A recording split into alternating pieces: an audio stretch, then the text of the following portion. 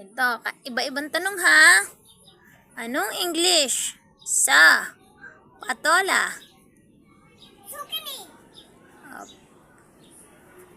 Anong English sa kalabaw?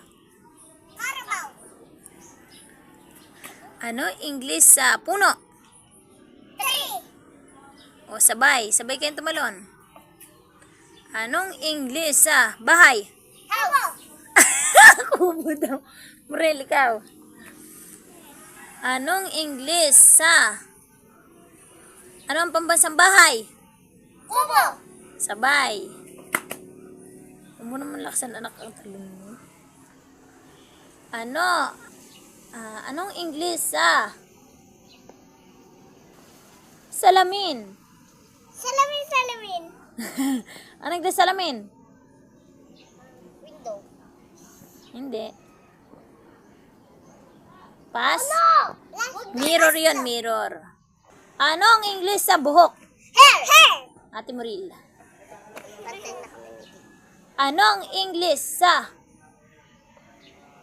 tiyan? Thomas. Stomach. Very good. Anong English sa dila? Tang.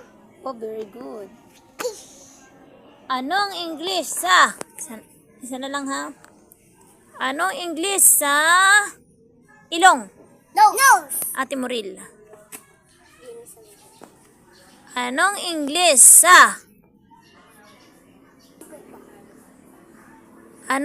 sa pinto? Window. Pinto. Kahoy. Pinto. Hindi namin alam. Door. English. Ano English sa sili? Ano? Spicy. Maanghang yun, bibi. Chili. Chili. Anong English sa dibdib? Cheese. Very good. Oh, next.